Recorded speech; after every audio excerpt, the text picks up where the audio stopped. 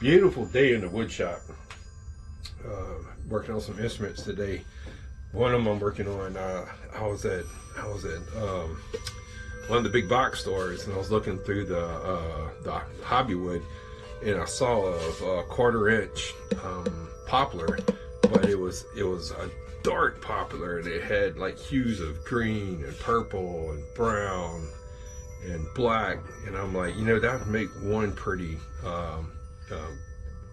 front of one of my instruments, especially a Lyre.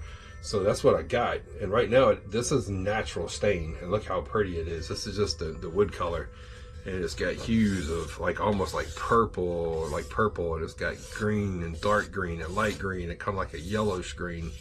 And poplar has a natural greenish hue to it, which some people don't like. I like green. I like forest green, and I love the woods and stuff like that. So I love anything that's green or brown.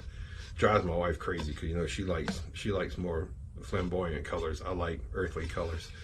But I saw this and I was like, man, this would make a fine front for an instrument. It's got a great tone to it. I got it down to like probably close to like 1/8. And use it for a soundboard. But anyhow, it's a beautiful instrument. It's going to be great when I finish it. But what I usually do is once I build one of my instruments and get it stained and let it dry for a little bit, is I treat it with something. I've seen a lot of people use, I think it's called shellac, and it almost looks like a coat of epoxy on it, or like a heavy coat of polyurethane. And like I said, I try to build my instruments for reenactors, and it's that glassy look on the instrument just is not authentic, right? They didn't have that. They did have access to oils, and they did have access to beeswax and stuff like that. So they had ways of sealing wood. I like the combination of the two. I do not like the odor of linseed oil. Boiled linseed oil is great for treating wood, but man, it smells funky to me. And so I was like, there's gotta be a way to make that better. And I think I got a video on how I make this wax. But anyway, it's I've got the ratio. I think it's like 60/40 or something like that. But it's melted beeswax, and then you put in the linseed oil, or you heat up the linseed oil and put it in the beeswax, whatever you want. And then when it cools off, it makes this paste, right? And the paste smells like honey. It smells like honeycomb, and it doesn't have that offensive linseed oil odor. And so this is what I use to treat my instruments. And I usually take it and like I almost went through this whole bottle right here. I'll take in and I'll rub it into all the sections of the wood that has end grain, especially end grain, because end grain is what pretty much absorbs the moisture. It will start warping wood quick. I usually treat it down like that, and like this will last for a good while.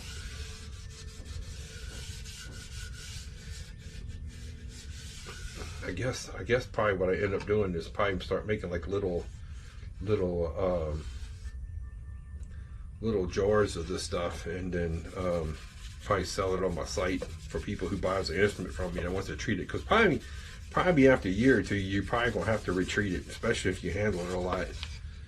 You're gonna have to retreat the wood, and that's the big advantage to shellac and all is that it lasts a lot longer. But then again, it has that glassy look that don't look. So this has a little bit of shine to it, as you can see, but not very much. And take a towel and I'll buff that out. Buff that out real good. Take off. You don't put too much on it like that, because it absorbs in that wood really good because of the linseed oil.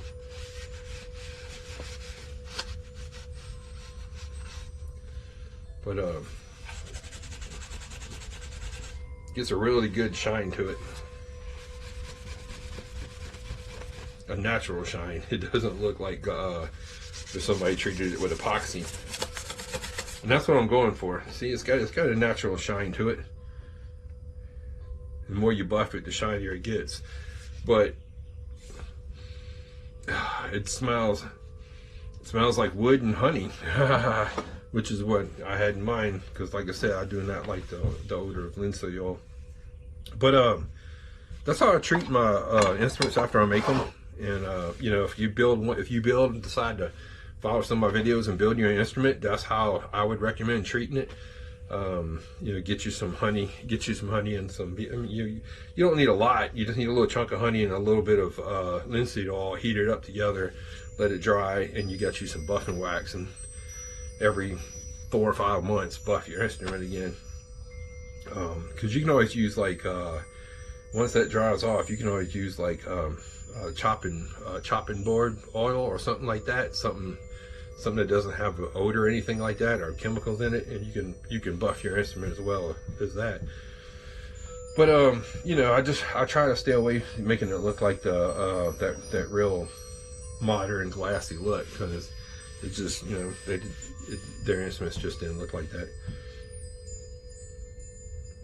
But anyway, I need to get back working on some instruments, finish up this thing, because this thing's gonna be pretty. I'll do a video on it once I'm finished. But I even did like a little tree branch on it. I think I'm gonna call it the Green Man because of the green color. I think that's gonna be pretty cool. It's gonna make a fine instrument for somebody.